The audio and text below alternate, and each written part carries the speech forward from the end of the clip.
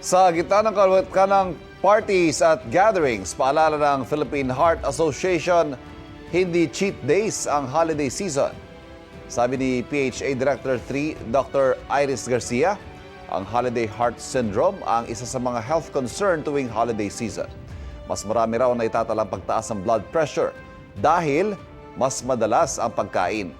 Kaya paalala ng PHA, huwag kalimutan ang pag-inom ng mga maintenance medicine. Hinahinay din daw sa pagkonsumo ng nakalalasing na inumin, mga matataba at maalat na pagkain. Makaapekto kasi ang mga ito sa cholesterol, blood pressure at blood sugar ng katawan. Importante rin daw na may sapat na pahinga at tulog. Kapuso, huwag magpapahuli sa latest news and updates. Mag-iuna ka sa balita at mag-subscribe sa YouTube channel ng GMA Integrated News.